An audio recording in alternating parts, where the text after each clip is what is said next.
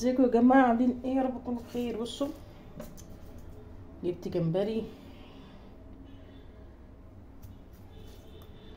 طالما نفسي فيه والكبير مش موجود اهو. جبت ده وهوريكم الطريقه انا هعمله ازاي. انا مش هقشره طبعا واعمله كفته والكلام ده، لا انا هناكله عادي زي ما بنعمل الكبير. وجبت كابوريا اهي صغننه زي ما انتم شايفين كده. بصوا بشيل دي لان دي بتاعت الزفاره نفسها اللي مجمع الزفاره ده. هحاولها بعدين ان شاء الله تطلع. نشوف واحده تانية. بصوا اهي دي بنشيلها كده اهي ونغسلها غسله حلوه بقى كده.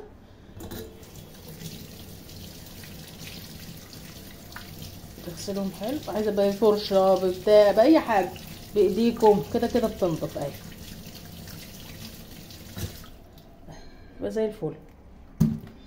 اهي واحده تانية اهي، شيل دي اهي تو البطروخ بيطلع منها. شفتوا اهي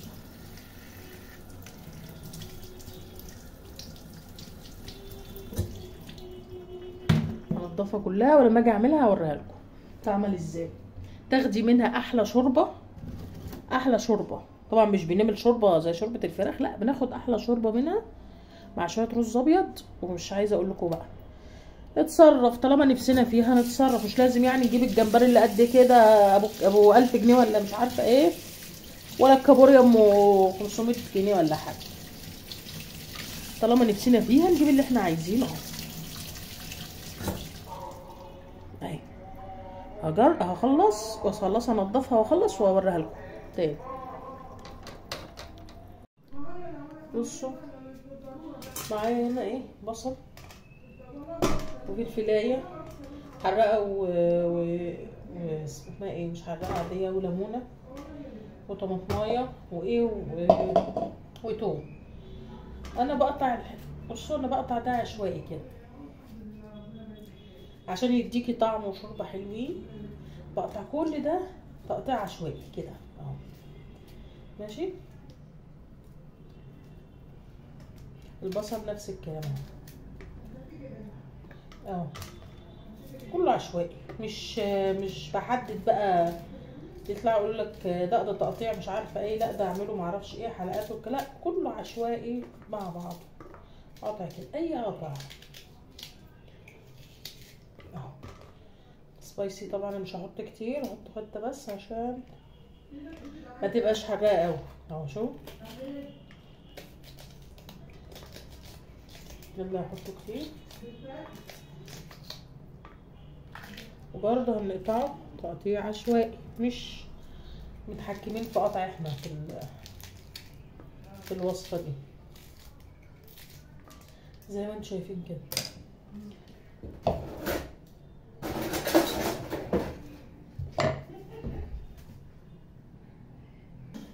بصوا فرمت التوم اهو، وبرده فرمه مش ناعمه قوي يعني اهي زي ما انتم شايفين كده.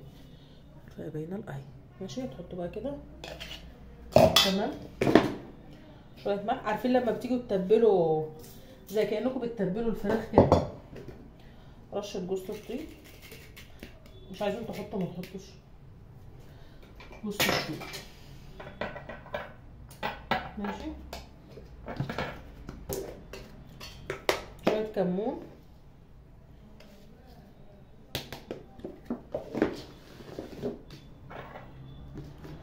شويه فلفل اسمر. مش عايزه اقول لكم والله العظيم تحفه تحفه تحفه. لما تعملوا الحركه دي بتبقى تحفه تحفه تحفه في الشوربه بتاع الكابوريا والجمبري ايا كان حجمه بقى، بتبقى ملهاش حل. تاكلي اساسا الجمبري جميل. طبعا بتضيع ريحه بقى الزفاره، مش زفره اصلا لان انت تبقى غسلاه كويس.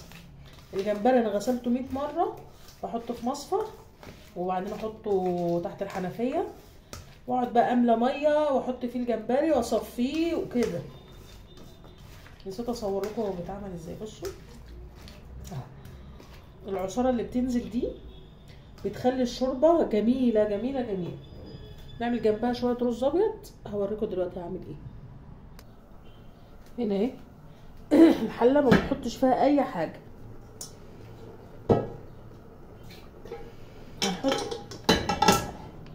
ما نحطش فيها اي ماده دهنيه.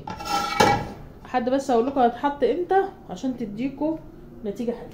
ماشي، حله تسخن بس كده، حط فيها ايه الكابوريا. حط ايه الكابوريا،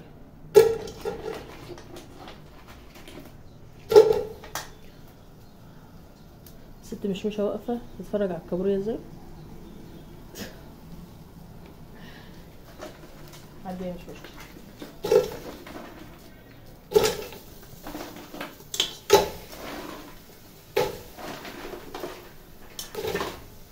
انا هعمل كله في حله واحده. احط الجمبري وصغير مش مستاهل ان انا اعمل له حله تانية. نبقى نلاقيه بقى في بس النار.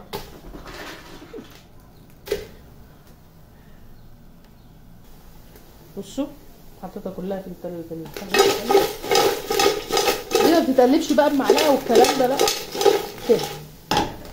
ماشي اهي. هسيبها بس 5. مش هحط طبعا الجمبري دلوقتي عشان ما يتهريش لانه صغير هيستوي بسرعه. هسيبها بس 5 دقايق وبعدين اقول لكم هرجع لكم تاني. اهو سيبهم كده 5 دقايق اهو. اقلب كده اهو. تمام.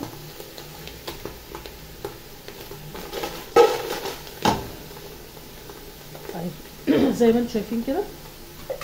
انزل بقى عليهم بالليله اللي انا عملتها دي كلها. طبعا انتوا بتظبطوا ملحكم في الاخر، انا حطيت ملح بس بتظبطوا انتوا ملحكم في الاخر.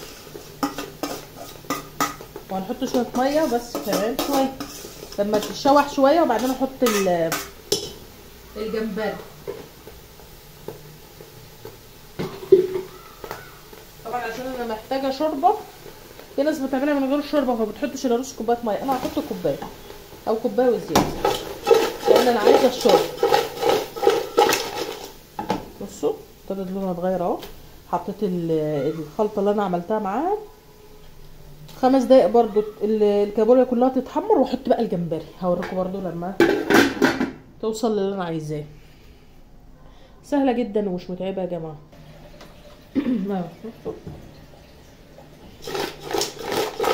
بنقلب كده، مش بتقلبي بكبشه عشان ما تكسريش تهريها بمعنى اصح. سيبها برضو 5 وارجع لها تاني. انا بوريكم المراحل علشان تبقوا عارفين ايه اللي بيتعمل. بصوا اللي انتوا شايفينه اهو. حط بقى الجمبري. بصوا انا غسلاه وخليته زي الفل.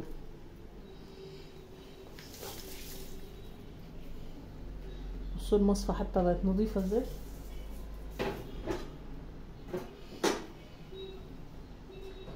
مش هقلبها دلوقتي عشان ما تتهريش، بس تنشف كده شويه، تشد نفسها شويه من السخونيه وبعد كده اقلبها.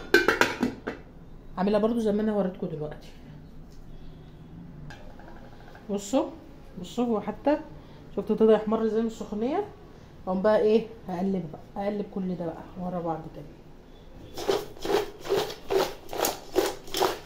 نزله هو بقى تحت عشان ياخد الصوص من تحت. شفتوا كده الكابوريا هاخدها واحطها في طبق تاني او احطها مع بعض وكده هتتاكل مع بعض زي ما انتم شايفين كده. وبعد كده بقى احط ايه الليمونه. عندي ليمونه اهي انا كنت مخزناها. بصوا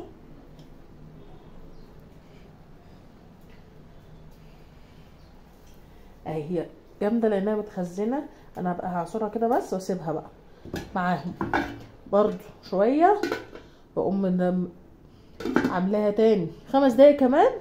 وبعد كده احط بقى ايه الميه. هوريكم لما تحمر شويه. يلا تعالوا نشوف وصلنا لايه اهو. زي ما انتم شايفين كده اهو. نقلب تاني. شفتوا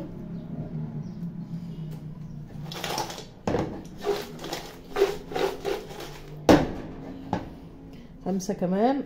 احط الميه زي ما انتم شايفين كده. هنعمل بقى رز ابيض جنبها. بصوا يا جماعه الطريقه دي التقليديه بتاعتنا بتاعت اهالينا، ما بحبش انا البكبكه الكتير ديت، واعمل مش عارفه ادقه بايه وصوص ايه اللي يتحط عليها وصوص مش عارف، لا دي بتاعتنا، مش هنألف اكل جديد، احنا مش هنألف اكل جديد. فده كده العادي بتاعنا. ان شاء الله لما اجيب الجمبري الكبير هوريهولكم برضو احنا بنقليه ازاي ان شاء الله. كده انا عملته بالطريقه التقليديه بتاعتنا، عشان كده عملتها في حله واحده. الجمبري صغير فانا قلت اعملها كده كده هتتاكل، وكده كده الكابوريا هتبقى كبيره يعني هتتشال دي في حته ودي في حته. انا كده بس كده برضو هكبهم في الاتنين مع بعض في صينيه واحده. تمام.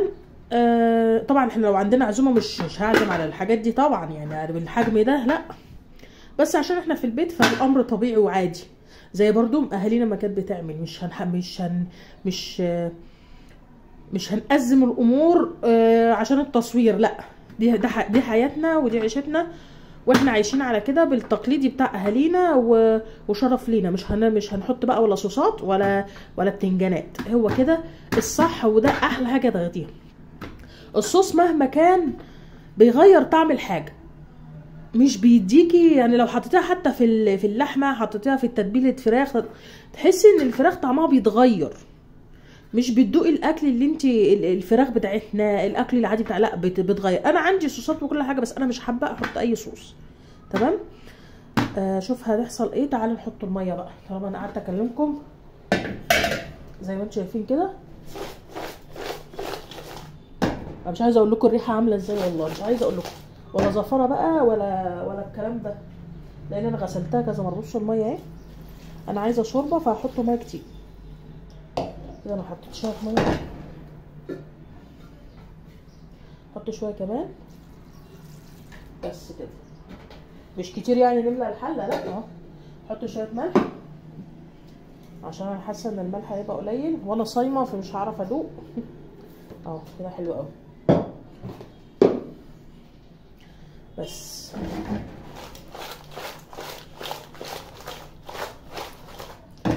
هسيبها بقى مع نفسها، اساسا فاضل لها حاجه لان هي كده كده الجمبري والكابوريا صغيرين فهيستووا بسرعه.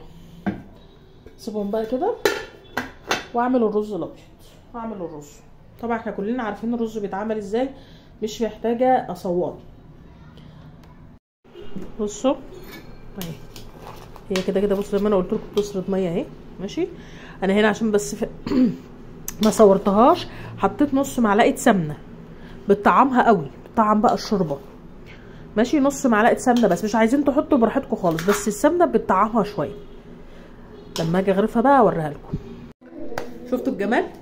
بصوا ادي الاكل بتاعنا النهارده اهو.